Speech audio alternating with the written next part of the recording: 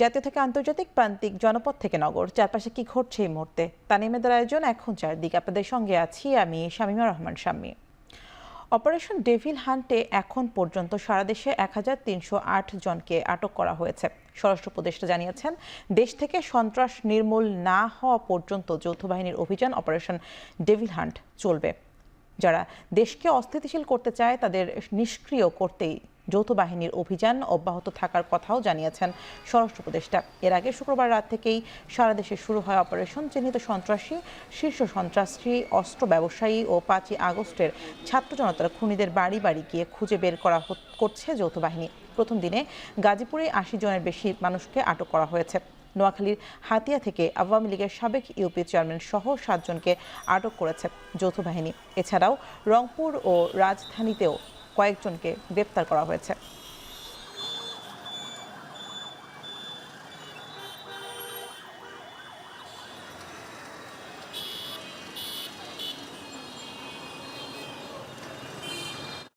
Devil hunt করা হচ্ছে একটা অপারেশন যেখানে যৌথভাবে সকলে একটা ফোকাসড ওয়েতে কিছু কাজ করবেন। সে কাজের মধ্যে মূলত যে সমস্ত পকেট অফ রেমিনেন্স থেকে দেশে স্টেবল অবস্থাকে আনস্টেবল করার চেষ্টা করা হচ্ছে, সেটাকে আমরা নিউট্রালাইজ করব এবং এর জন্য আইনানুগ পন্থায় যে ব্যবস্থা নেওয়া দরকার সেগুলো নেব আমরা ইনশাআল্লাহ। গাজীপুরে যারা এই ঘটনা ঘটাইছে তাদের অনেকেই আমাদের আইনের আওতায় নিয়ে আসা হয়েছে, অনেকে আইনের আওতায় নিয়ে আসা হয়েছে এবং যাদের আইনের আওতায় আনা হয় নাই তাদেরও খুব তাড়াতাড়ি আইনের আওতায় নিয়ে আসা হবে। যারা দেশকে অস্থিতিশীল করার চেষ্টা করে, এই ক্ষেত্রে যারা আইন অমান্য করে, দুষ্কৃতিকারী এবং সন্ত্রাসী, তারা এইটার টার্গেট। ডেভিল যতদিন পর্যন্ত শেষ না হবে ততদিন পর্যন্ত অপারেশন চলবে। চট্টগ্রাম নগরীর গুরুত্বপূর্ণ সড়কগুলোতে নিরাপত্তা জোরদার করা হয়েছে, তবে এখন পর্যন্ত কাউকে আটক করার খবর পাওয়া যায়নি। এ বিষয়ে জানাতে চট্টগ্রাম থেকে আমাদের সঙ্গে যুক্ত হচ্ছেন সহকর্মী ফায়সাল করিম। ফায়সাল, জানাবেন যে অপারেশন ডেভিল হান্ট শুরুর পর আইন শৃঙ্খলা পরিস্থিতি কেমন দেখছেন? সামনে আমরা অপারেশন ডেভিল হান্টের যে প্রভাব সেটা যদি বলতে চাই তাহলে দেখা যাবে কি নগরী জুড়ে মূলত টহলগুলো জোরদার করা হয়েছে। সেনাবাহিনীর প্রচুর টহল দেখছি এবং পুলিশের টহল আছে, পাশাপাশি র্যাবের টহলও আছে। তবে আমরা দেখেছি যে নগরীর যে গুরুত্বপূর্ণ মোড়গুলো আছে সেগুলোকে কেন্দ্র করেই এই টহলগুলো জোরদার করা হয়েছে। তবে কোনো আটকের খবর আমরা অপারেশন ডেভিল হান্টের ব্যাপারে এখনও পর্যন্ত পাইনি, আটক বা গ্রেফতার।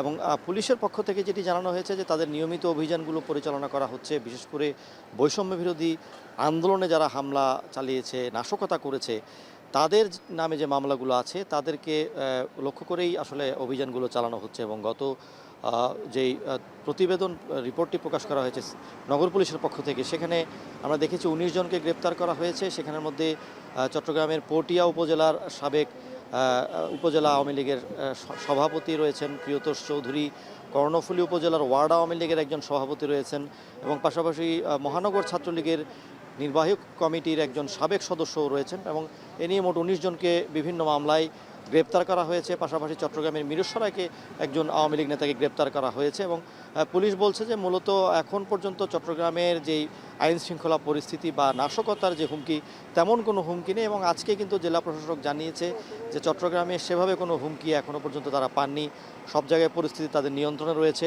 স্বাভাবিক রয়েছে। সে কারণে আমরা এখনও পর্যন্ত অপারেশন ডেভিল হান্টের জন্য যে আটক বা গ্রেপ্তারের মতো বিষয় সেটি কিন্তু আমরা পাইনি।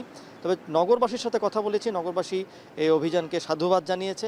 তারা বলছেন যে এই ধরনের অপারেশন যদি চালানো হয় তাহলে নগরের পরিস্থিতি যাতে স্বাভাবিক রাখা হয়, নিরাপত্তা যাতে নিশ্চিত করা হয়। বিশেষ করে তারা চট্টগ্রামের যে বাণিজ্যিক যে কেন্দ্র, চট্টগ্রামের যে বন্দর রয়েছে, বিভিন্ন শিল্পাঞ্চল রয়েছে, সেগুলোকে ঘিরেও কিন্তু প্রত্যাশা রয়েছে। বিশেষ করে যারা ব্যবসায়ী আছেন তারা বলছেন যে এই সময় যাতে কোনো ধরনের নাশকতা বা কোনো ধরনের অপ্রীতিকর ঘটনা বা শ্রমিক অসন্তোষ, এই ধরনের ঘটনা যাতে বন্দরের কার্যক্রম বা নগরীর যে ব্যবসায়িক কার্যক্রম সেগুলোতে যাতে কোনো ধরনের ব্যাঘাত না ঘটায়। এবং নগরবাসীও প্রত্যাশা করছে যে আসলে এই অপারেশনের মাধ্যমে নগরীর যেই পরিস্থিতি সেটি স্বাভাবিক থাকবে। আর আমরা গত কয়েকদিনে আমরা যেটি গত সপ্তাহে দেখেছিলাম বেশ কয়েকবার যে মহানগরীতে বেশ কিছু ঝটিকা মিছিল হয়েছিল ছাত্রলীগের পক্ষ থেকে, সেরকম কোনো ঘটনাও কিন্তু গত ৩ থেকে ৪ দিন হয়নি, যে কারণে নগরের পরিস্থিতি স্বাভাবিক আছে।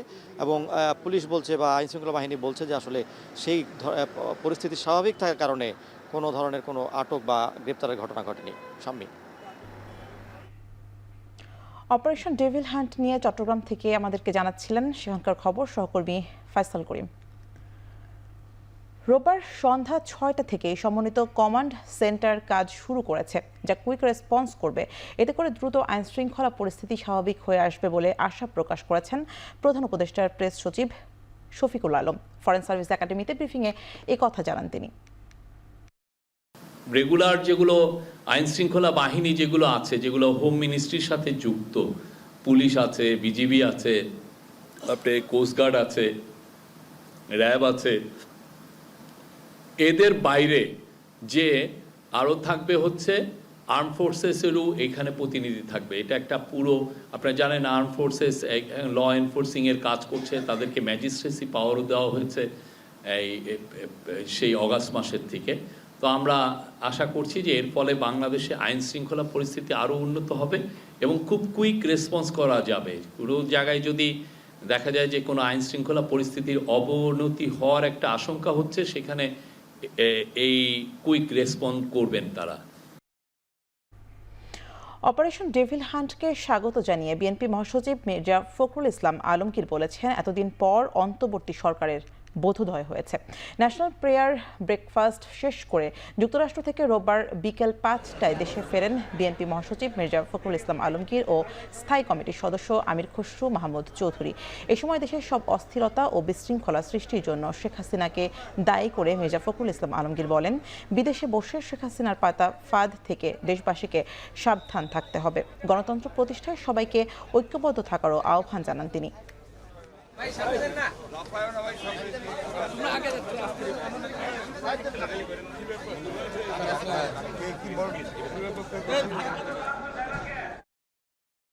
হাসিনার পাতা ফাঁদে আমরা যেন ফাঁদে পা না দিই। আজকে দেশে স্থিতিশীলতা বিনষ্ট হচ্ছে, অস্থিরতা সৃষ্টি হচ্ছে। এর জন্যে সম্পূর্ণভাবে হাসিনার যে ফ্যাসিস্ট যে রেজিম ছিল, সেই রেজিমই তার জন্য দায়ী। আজকে আমাদেরকে অত্যন্ত সাবধানতার সঙ্গে পা ফেলতে হবে। এই যে সফলতাকে আমাদেরকে সফল করতে হলে আমাদেরকে অত্যন্ত ধীরে ধীরে এগোতে হবে। একটা অন্ধকারকে দূর করতে হয়, একটা অন্ধকারকে দূর করা যায় না, তাকে আলো দিয়ে দূর করতে হয়। সেই আলো বর্তিকা জ্বালিয়ে আমাদেরকে সামনের দিকে যেতে হবে। জরুরি এবং গুরুত্বপূর্ণ কিছু সংস্কারের আগে নির্বাচন দেয়া হলে তা ভালো ফল বয়ে আনবে না বলে মনে করেন জামায়াত ইসলামের আমির ডক্টর শফিকুর রহমান। রোববার বিকেলে সিলেট মহানগর জামায়াতের উদ্যোগে শিক্ষা উপকরণ বিতরণ শেষে সাংবাদিকদের প্রশ্নের জবাবে একথা বলেন তিনি। এ সময় তিনি আরও বলেন, ফ্যাসিবাদের দোসরদের ধরতে অপারেশন ডেভিল হান্টকে স্বাগত জানিয়েছে দেশের আপামর জনগণ। নির্বাচন তো আমরা সবাই চাই, পরিস্থিতি সৃষ্টি তো করতেই হবে। তবে এর আগে আমরা দুটো জিনিস চেয়েছি। একটা হচ্ছে কিছু বেসিক রিফর্ম বা সংস্কার, মৌলিক কিছু সংস্কার করতে হবে, না করলে সুষ্ঠু নির্বাচন করা সম্ভব না। এই অবস্থায় যদি একটা নির্বাচন দেওয়া হয়, এটা নির্বাচনের জেনোসাইড, নির্বাচন গণহত্যা হবে। আমরা এটা চাই না। আমরা চাই গণহত্যার পরে একটা সুষ্ঠু নির্বাচনের পরিবেশ সৃষ্টি করে তারপরে নির্বাচন দেওয়া। প্রধান উপদেষ্টা ডক্টর মোহাম্মদ ইউনূসের সঙ্গে সাক্ষাৎ করেছেন জুলাই অভ্যুত্থানের কয়েকটি শহীদ পরিবার। রোববার সন্ধ্যায় রাষ্ট্রীয় অতিথি ভবন যমুনায় এই সাক্ষাৎ হয়। এ সময় জুলাই অভ্যুত্থানে সংগঠিত হত্যার বিচার, অধিদপ্তর গঠন, আহত ও শহীদ পরিবারের রাষ্ট্রীয় সম্মাননা, আর্থিক সহযোগিতা ও পুনর্বাসন সহ বিভিন্ন পর্যায়ে আলোচনা হয়। বৈঠকে শহীদ পরিবারের প্রত্যাশার কথা শোনেন প্রধান উপদেষ্টা। এ সময় চলমান কার্যক্রমের পাশাপাশি সরকারের ভবিষ্যৎ পরিকল্পনা তুলে ধরেন ডক্টর মোহাম্মদ ইউনূস।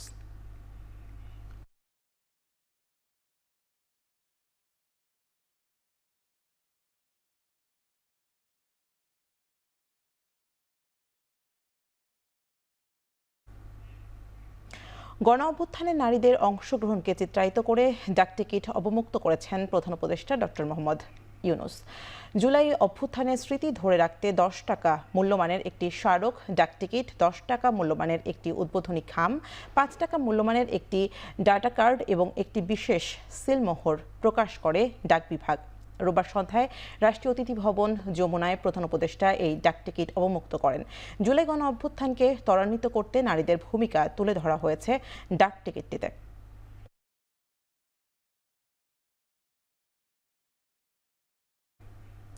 ব্যাংকের টাকা লুটপাটের সঙ্গে জড়িতদের দ্রুত শাস্তির আওতায় আনতে কেন্দ্রীয় ব্যাংকের গভর্নর সহ সংশ্লিষ্টদের নির্দেশ দিয়েছেন প্রধান উপদেষ্টা ডক্টর মোহাম্মদ ইউনূস। তিনি বলেন, যারা মানুষের টাকা লুটপাট করেছে তাদের আইনের আওতায় আনা জরুরি। সকালে প্রধান উপদেষ্টার কার্যালয়ে বাংলাদেশের অর্থনীতি, সাম্প্রতিক চ্যালেঞ্জ এবং ভবিষ্যৎ করণীয় শীর্ষক সভা অনুষ্ঠিত হয়। সভায় বাংলাদেশ ব্যাংকের গভর্নর বলেন, 12 জন অলিগার্ক ব্যাংকিং সিস্টেমের লুটপাটে জড়িত। যারা বিদেশে টাকা নিয়ে গেছে তাদের চিহ্নিত করা হয়েছে। দেশ থেকে পাচার হওয়া টাকা ফেরত আনতে যুক্তরাজ্য, যুক্তরাষ্ট্র, কানাডা, সুইজারল্যান্ড সহ বিভিন্ন দেশের সঙ্গে কাজের অগ্রগতি তুলে ধরেন গভর্নর। রিজার্ভের অবস্থা সামনে আরও ভালো হবে বলেও আশাবাদ জানান তিনি। এ সময় প্রধান উপদেষ্টা বলেন, দেশের অর্থনীতি আরও ভালো জায়গায় নেয়ার এখন চ্যালেঞ্জ। বেক্সিমকো গ্রুপের যে জটিলতা রয়েছে তার সুষ্ঠু সমাধানের জন্য সংশ্লিষ্টদের নির্দেশ দেন প্রধান উপদেষ্টা। যেসব দেশে অভিবাসী হতে ইচ্ছুক বাংলাদেশিদের ভিসা বন্ধ রয়েছে সেগুলো যেন দ্রুত চালু করা যায় সে বিষয়ে প্রয়োজনীয় ব্যবস্থা গ্রহণের নির্দেশ দেন প্রধান উপদেষ্টা।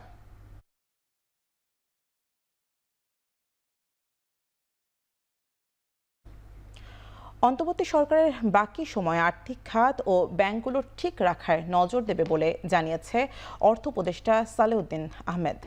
রোববার সচিবালয়ে বাংলাদেশ সেক্রেটারিয়েট রিপোর্টার্স কার্যালয়ে মতবিনিময় সভায় তিনি বলেন, মানুষের মধ্যে আস্থা ফিরেছে।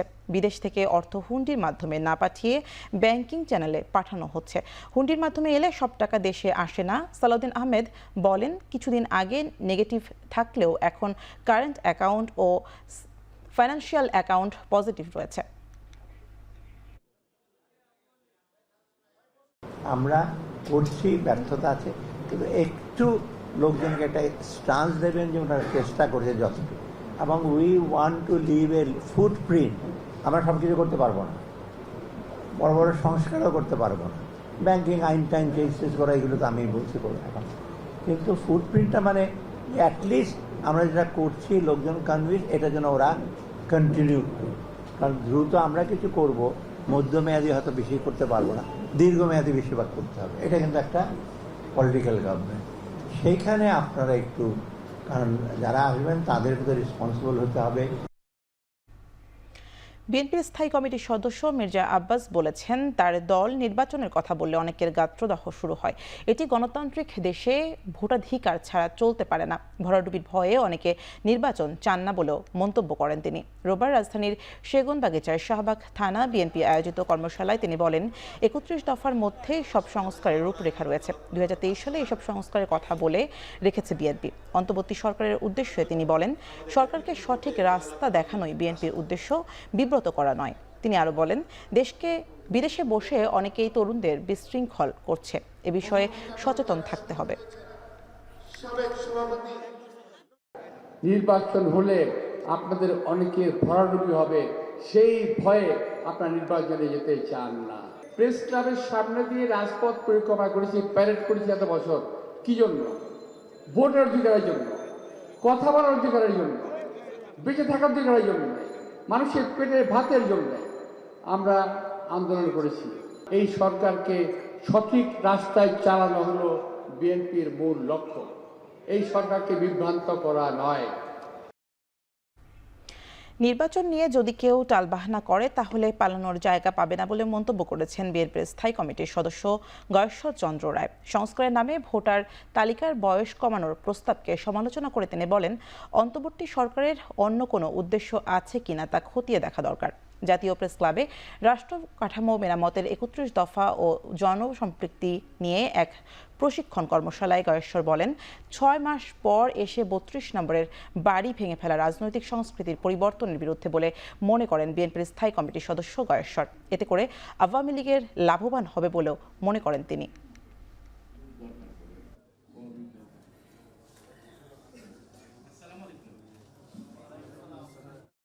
যুদ্ধ বোধহয় একটা সমাসন্ন, অদৃশ্য শক্তিগুলিকে দৃশ্যমান করতে হবে আমাদের ভাবনার মধ্য দিয়ে, তারপরে আরেকটা ধাক্কা দিতে হবে।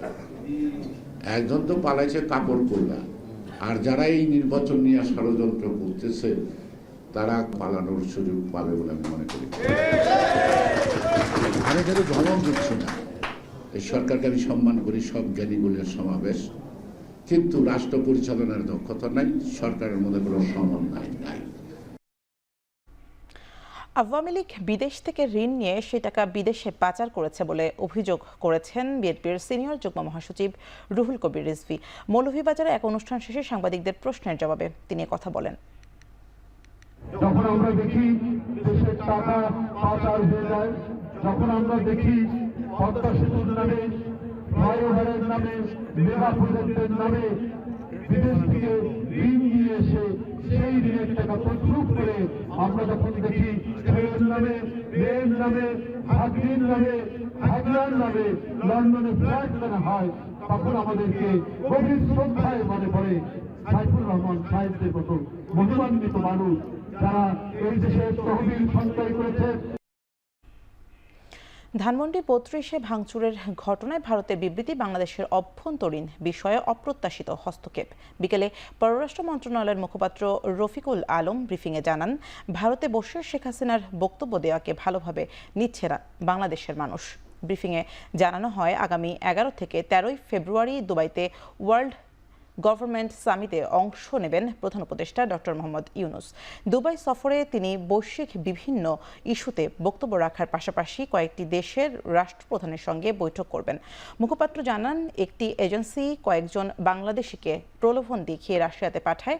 সেখানে গিয়ে তারা রাশিয়া ইউক্রেন যুদ্ধে জড়িয়ে পড়ে। এ ঘটনার সাথে যুক্ত রাশিয়াতে একজনকে গ্রেপ্তার করা হয়েছে বলেও জানান তিনি।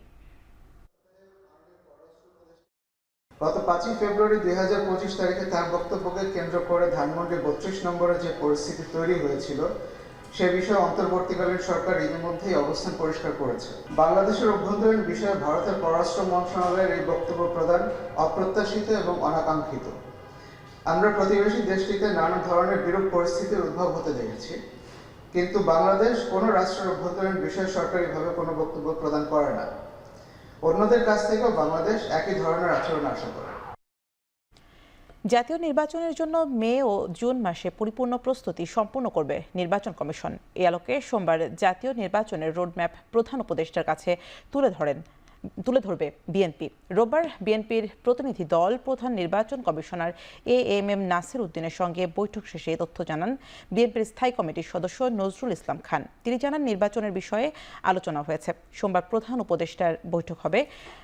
বৈঠকে জাতীয় নির্বাচনের রোডম্যাপ তুলে ধরা হবে। তিনি আরও জানান, ইসি সঠিকভাবে কাজ করছে, 30 লাখ নতুন ভোটার যুক্ত হবে।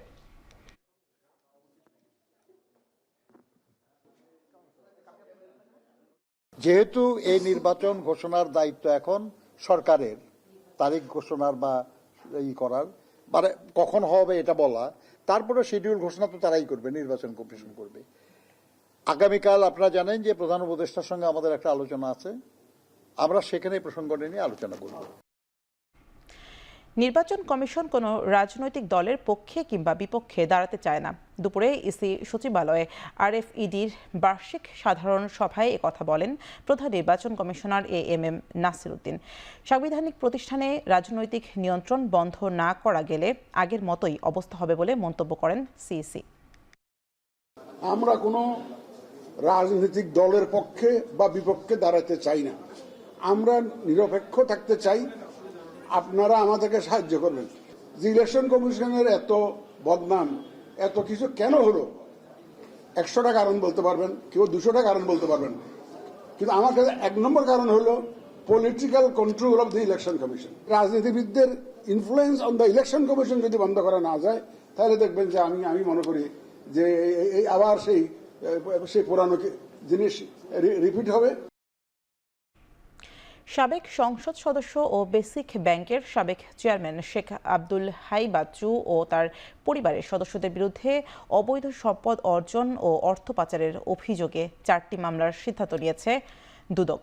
রোববার বিকেলে নিয়মিত ব্রিফিংয়ে মহাপরিচালক আক্তার হোসেন বলেন, শেখ আব্দুল হাই বাচ্চু ও তার স্ত্রী ও সন্তানেরা বিদেশে 2 ব্যাংকের মাধ্যমে কানাডায় অর্থ পাচার করেছে বলে তথ্য পেয়েছে দুদক। 10 থেকে 12টি দেশে বাংলাদেশ থেকে অর্থ পাচার হয়েছে উল্লেখ করে তিনি জানান, অর্থ ফেরত আনতে অনুসন্ধানী দল কাজ করছে। পাচার হওয়া অর্থ ফেরত আনার ব্যাপারে আশাবাদ দুদক। বাংলাদেশ ব্যাংকের সাবেক ও বর্তমান কর্মকর্তাদের জ্ঞাত আয় বহির্ভূত সম্পত্তি ও অলংকারের খোঁজে অভিযানের পাশাপাশি ভারতীয় কোম্পানিকে অবৈধভাবে পাঠ্য বই ছাপানোর কাজ দেওয়ার অভিযোগের সত্যতা খুঁজতে এনসিটিভিতে অভিযান হয়েছে বলেও জানান আক্তার হোসেন। বিদেশি পাচারকৃত অর্থ পুনরুদ্ধারের জন্য আমাদের টিম কাজ করছেন এবং আমাদের কাছে ইউরোপীয় ইউনিয়ন এবং ইউকে সহ বিভিন্ন দেশের ল এনফোর্সিং এজেন্সি তারা আমাদেরকে সহায়তার আশ্বাস দিয়েছে। ইতিপূর্বে তাদের সাথে আমাদের একাধিক মিটিং হয়েছে এবং আপনারা জানেন যে সবাই পাচারকৃত অর্থ পুনরুদ্ধারের ক্ষেত্রে আমাদেরকে সহযোগিতা করবেন মর্মে আমাদেরকে আশ্বাস দিয়েছেন। আইডিয়াল কলেজ ও সিটি কলেজের শিক্ষার্থীদের মধ্যে ঘণ্টাব্যাপী সংঘর্ষের ঘটনা ঘটেছে। আইডিয়াল কলেজের এক শিক্ষার্থীকে ছুরিকাঘাতের জেরে সংঘর্ষের শুরু হয় বলে দাবি ওই কলেজের শিক্ষার্থীদের। তবে সিটি কলেজের শিক্ষার্থীরা এ নিয়ে কথা বলতে রাজি হয়নি। আইডিয়ালের শিক্ষার্থীরা জানায়, তুচ্ছ ঘটনাকে কেন্দ্র করে বেশ কয়েকদিন ধরেই দুই কলেজের মধ্যে উত্তেজনা চলছিল। রোববার বিকেলে শুরু হয় সংঘর্ষ, এরপর চলে ধাওয়া পাল্টা ধাওয়া। দুপক্ষের অভিযোগ, পূর্ব শত্রুতার জেরে ঘটনা ভিন্ন দিকে মোড় নিয়েছে। কলেজ কর্তৃপক্ষের উদাসীনতা ও পরিস্থিতি বেগতিক হওয়ার কারণ বলছেন শিক্ষার্থীরা। পুলিশ বলছে, এই ঘটনায় কেউ ক্ষতিগ্রস্ত হওয়ার অভিযোগ পেলে আইনগত ব্যবস্থা নেওয়া হবে। সংঘর্ষের কারণে 1 ঘন্টা যান চলাচল বন্ধ ছিল সড়কে। এতে আশপাশের সড়কে তৈরি হয় যানজট।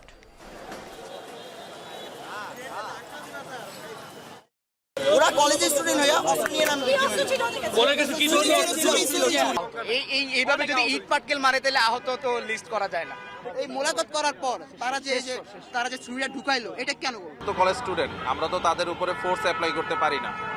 আমরা তাদেরকে কাউন্সিলিং এর মাধ্যমে আমরা তাদেরকে ডিসপার্স করার চেষ্টা করেছি। যতটুকু জানমালের নিরাপত্তা নিশ্চিত করে আমরা তাদেরকে যতটুকু ডিসপার্স করা সম্ভব এবং তাদেরকে নিজ নিজ ইনস্টিটিউশনে পাঠানোর জন্য আমাদের যা করা প্রয়োজন আমরা ওইভাবে ব্যবস্থা নিয়েছি। মেডিকেল অ্যাসিস্ট্যান্ট ট্রেনিং স্কুলের শিক্ষার্থীদের দুটি দাবি ইতিমধ্যে পূরণ করা হয়েছে। বাকি দুটি ফেব্রুয়ারির মাঝামাঝি সময়ে সিদ্ধান্ত আসতে পারে বলে জানিয়েছেন প্রধান উপদেষ্টার বিশেষ সহকারী অধ্যাপক সাইদুর রহমান খসরু। এর আগে স্বাস্থ্য ও পরিবার পরিকল্পনা অধিদপ্তরের শূন্য পদে নিয়োগ সহ 4 দফা দাবিতে অবস্থান কর্মসূচি পালন করে আসছিল ম্যাটস শিক্ষার্থীরা। শাহবাগে রোববার বেলা 11টার দিকে অবস্থান নিয়ে এসব দাবি তুলে ধরেন ম্যাটসের শিক্ষার্থীরা। প্রথমে শাহবাগ মোড়ে অবস্থান নিলেও সেখান থেকে তাদের সরিয়ে দেয় পুলিশ। পরে শাহবাগ থানার সামনে সড়কে অবস্থান নেন আন্দোলনরতরা। এ সময় দীর্ঘদিন ধরে বন্ধ থাকা কমিউনিটি মেডিকেল অফিসার পদটি পুনরায় চালু করা, উচ্চশিক্ষার ব্যবস্থা, প্রতিষ্ঠান ও কোর্সের নাম পরিবর্তন ও 1 বছর ভাতাসহ ইন্টার্ন চালু করার দাবি জানান তারা। এদিকে বেলা 3টার দিকে স্বাস্থ্য উপদেষ্টার ব্যক্তিগত সহকারী উপস্থিত হয়ে আন্দোলনরতদের সমস্যা সমাধানের আশ্বাস দেন। এর কিছুক্ষণ পরেই বন্ধ নিয়োগের সার্কুলার দেওয়ার ঘোষণা দেয় স্বাস্থ্য মন্ত্রণালয়।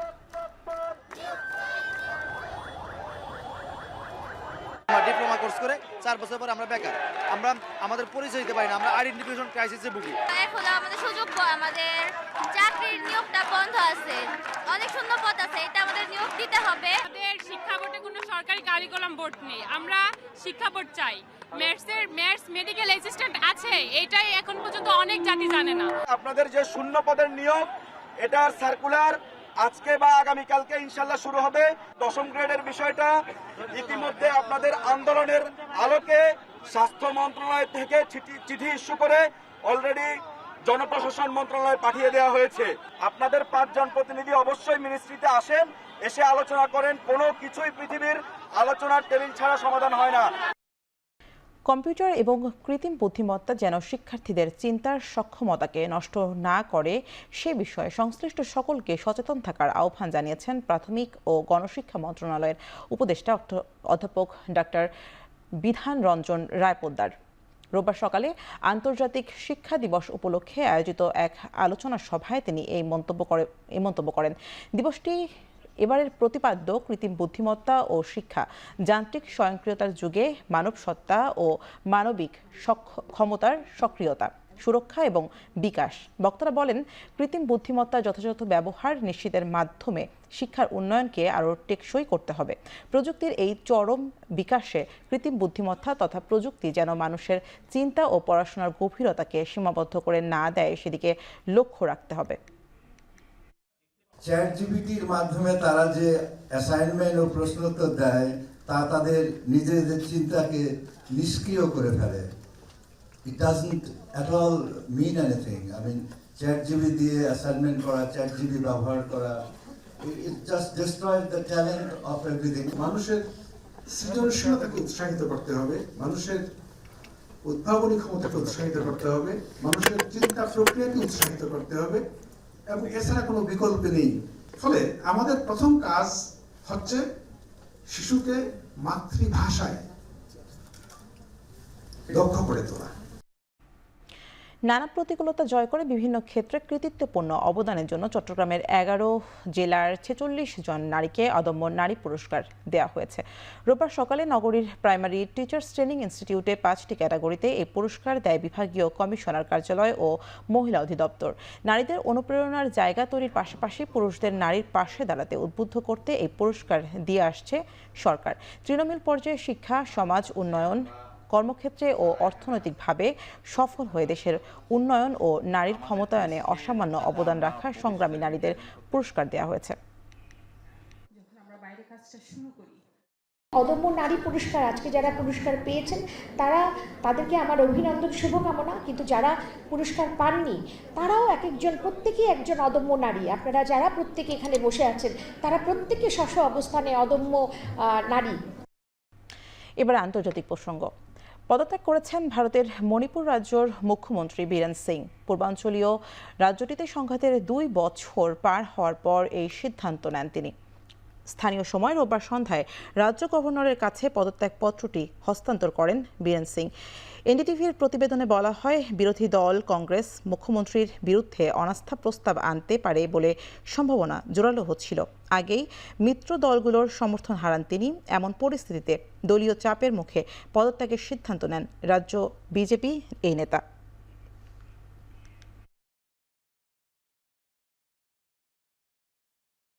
ভারতের ছত্তিশগড়ে ভারতীয় সেনাদের সঙ্গে মাওবাদীদের বন্দুকযুদ্ধে প্রাণ হারিয়েছেন অন্তত 33 জন। নিহতদের মধ্যে 2 জন ভারতীয় জওয়ান এবং 31 জন মাওবাদী সদস্য। রাজ্যের বিজাপুর জেলার একটি জঙ্গলে এই সংঘর্ষ ও হতাহতের ঘটনা ঘটে। এতে আহত হয়েছেন আর 2 জওয়ান।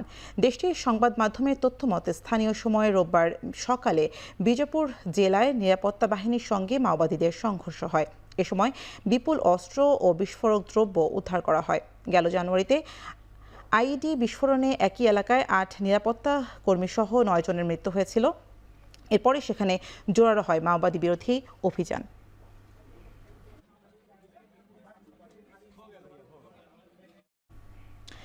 মেক্সিকোর দক্ষিণাঞ্চলে তাবাস্কো রাজ্য বাস দুর্ঘটনায় প্রাণ গেছে 41 জনের, আহত বেশ কয়েকজন। বিষয়টি নিশ্চিত করেছে রয়টার্স। স্থানীয় সময় শনিবার ভোরে 48 আরোহী নিয়ে বাসটি একটি ট্রাকের সঙ্গে ধাক্কা খায়। এতে মুহূর্তেই আগুন ধরে যায় বাসে। কয়েক মিনিটের আগুনে বশীভূত হয়ে পুড়ে যায় গাড়িটি। এতে বাসটির ভেতরে থাকা ড্রাইভার সহ 41 জন আগুনে দগ্ধ হয়ে ঘটনাস্থলে নিহত হন। এখন পর্যন্ত 18টি মরদেহ শনাক্ত করেছে উদ্ধারকর্মীরা। বাকিদের শনাক্তে অব্যাহত রয়েছে।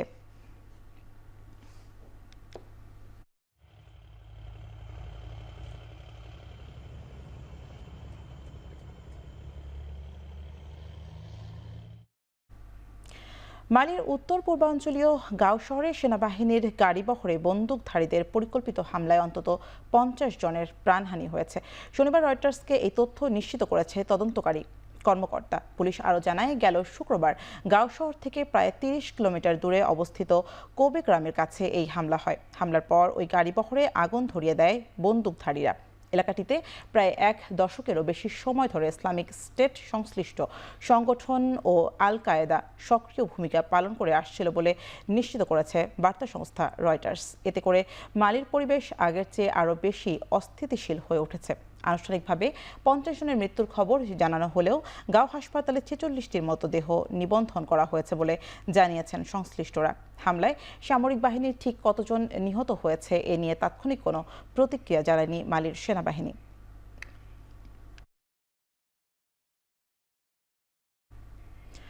যুক্তরাষ্ট্রের ওয়াশিংটন ডিসিতে দুর্ঘটনার 10 দিন পর উদ্ধার করা হয়েছে ব্ল্যাক হক হেলিকপ্টারের ধ্বংসাবশেষ।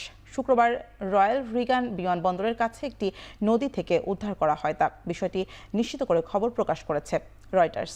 গেল 29 জানুয়ারি 64 আরোহীবাহী আমেরিকান এয়ারলাইন্সের একটি বিমান ওয়াশিংটন ডিসির রিগান বিমানবন্দরের কাছে একটি সামরিক হেলিকপ্টারের সঙ্গে সংঘর্ষ হয়। এতে হেলিকপ্টারের 3 সেনা কর্মকর্তা সহ মোট 67 জন নিহত হয়।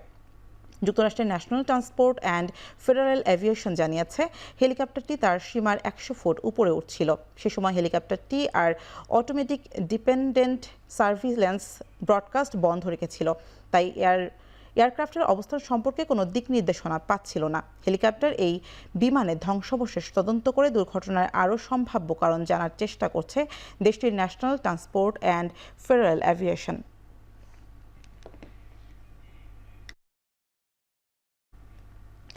ট্রেজারি ডিপার্টমেন্টের নথি থেকে মার্কিন নাগরিকদের ব্যক্তিগত আর্থিক তথ্য পর্যালোচনা করতে পারবেন না ইলন মাস্কের নেতৃত্বাধীন ডিপার্টমেন্ট অফ গভর্নমেন্ট এফিসিয়েন্সির কর্মকর্তারা। শনিবার ফেডারেল বিচারক পল এঞ্জেলমেরার প্রাথমিক নিষেধাজ্ঞা আরোপ করে এই রায় দেয়। বলা হয়েছে, ইলন মাস্কের সরকারি দক্ষতা বিভাগের কাছে জনগণের নথির কোনো কপি থাকলে অবিলম্বে তা নষ্ট করে ফেলতে হবে। এর আগে ইলন মাস্কের ডিপার্টমেন্ট অফ গভর্নমেন্ট এফিসিয়েন্সির বিরুদ্ধে মামলা করে 19টি অঙ্গরাজ্যের অ্যাটর্নি জেনারেলদের একটি দল। মূলত প্রশাসনিক ব্যয় কমাতে ইলন মাস্ককে এই বিশেষ বিভাগের উপদেষ্টার দায়িত্ব দেন মার্কিন প্রেসিডেন্ট ডোনাল্ড ট্রাম্প। যদিও অ্যাটর্নি জেনারেলরা বলছেন ডিপার্টমেন্ট অফ গভর্নমেন্ট এফিসিয়েন্সির কার্যত প্রশাসনিক কোনো বিভাগ নয়, ফলে তাদের কাছে জনগণের আর্থিক নথি হস্তান্তর বেআইনি। যদিও আদালতের এই রায়ের তীব্র নিন্দা জানিয়েছেন মাস্ক।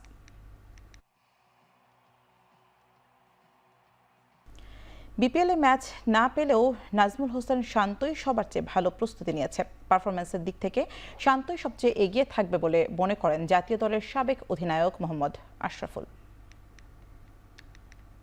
এই সময় যে ও প্রিপারেশনটা নিয়েছে, আমি মনে করি সবার চেয়ে বেটার প্রিপারেশন সে নিতে পেরেছেন। যদি বলেন কেন, আপনি যদি দেখেন যে মাহমুদুল্লাহ যখন ওয়ার্ল্ড কাপে গেল 2023 ওয়ার্ল্ড কাপে, তার আগে কিন্তু 3টা সিরিজ সে খেলেনি। ওই সময় সে একা একা প্রিপারেশন নিয়েছিলেন এবং বেস্ট পারফরমেন্সটা সে করেছেন। তো শান্তর জন্য আমি মনে করি যে অনেকে হয়তোবা ভাবছেন যে শান্ত খেলতে পারেনি, হয়তোবা কি হবে, কিন্তু আমি মনে করি যে সবচেয়ে ভালো সে পারফরমেন্স করতে পারবে এই চ্যাম্পিয়ন্স ট্রফিতে। কারণ এই সময়টা সে ইন্ডিভিজুয়াল ট্রেনিং করতে পেরেছেন। 50 ওভার খেলার জন্য যেভাবে প্রিপারেশন নেওয়া উচিত সেই প্রিপারেশনটা সে নিতে পেরেছেন।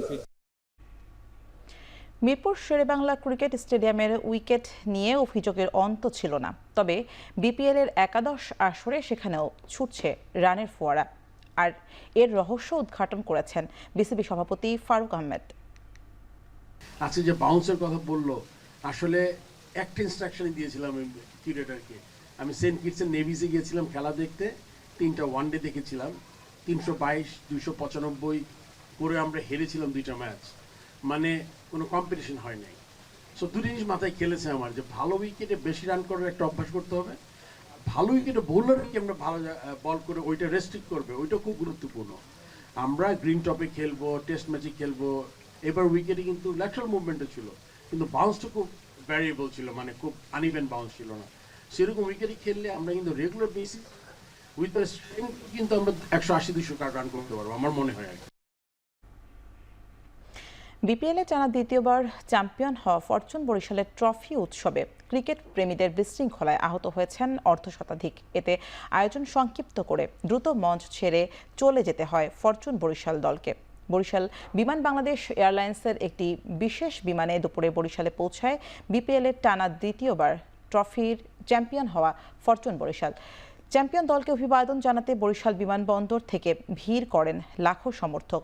স্লোগানে মুখরিত হয়ে ওঠে পুরো সড়ক। এরপর ট্রফি নিয়ে যাওয়া হয় নগরীর বেলস পার্কে। মঞ্চে ট্রফি নিয়ে তামিম মুশফিকদের উপস্থিতির সঙ্গে সঙ্গে উল্লাসে মেতে ওঠেন বরিশালের ক্রিকেট প্রেমীরা। নেচে গিয়ে উদযাপন করে শিরোপা জয়ের আনন্দ, তবে মুহূর্তেই আনন্দ পরিণত হয় বিষাদে। বাঁশের ব্যারিকেড ভেঙে মঞ্চের দিকে ধেয়ে আসেন সমর্থকরা। এতে তৈরি হয় বিশৃঙ্খলা, শুরু হয় হাতাহাতি। এ সময় আহত হন অন্তত অর্ধশতাধিক। পরে দ্রুত মঞ্চ ছেড়ে চলে যেতে বাধ্য হন ফরচুন বরিশাল টিম।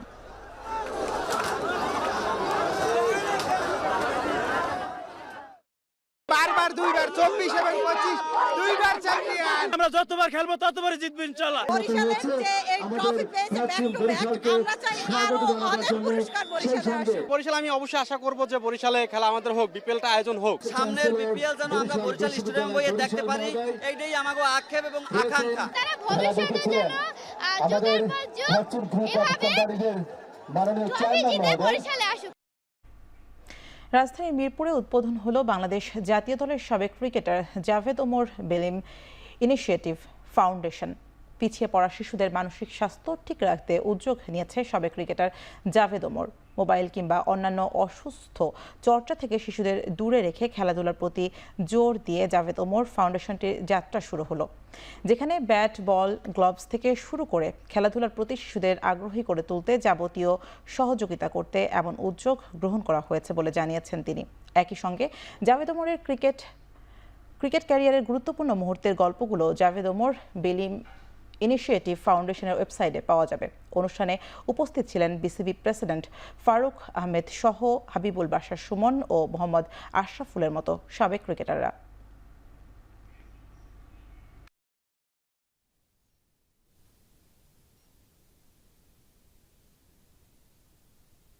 তারপর আস্তে আস্তে কিছু কালেকশন করলাম, পেপার কাটিং এগুলা, তারপর ওখান থেকে first division, second division, premier league, তো সব কিছু পেপার, তারপর অনেক কিছু কালেকশন হয়ে গিয়েছে।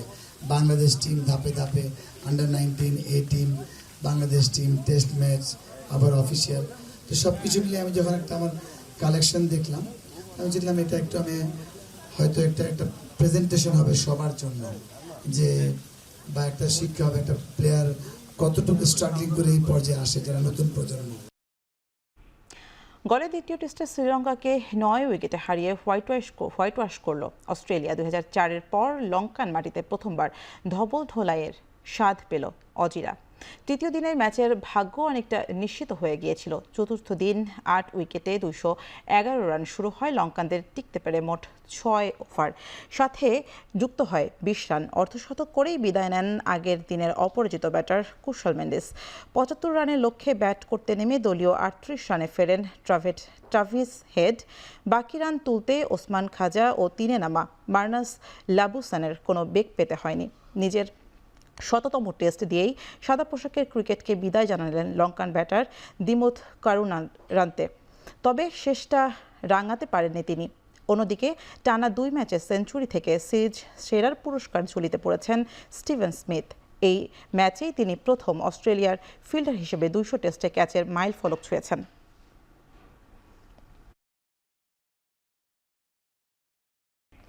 শেষ করছি এখন চারদিক। এখন টেলিভিশন ওয়েবসাইটে দেখতে ভিজিট করুন www.ekon.tv, ফেসবুকে দেখতে ভিজিট করুন facebook.com/tv.ekon এবং ইউটিউবে দেখতে ভিজিট করুন youtube.com/c/ekontv।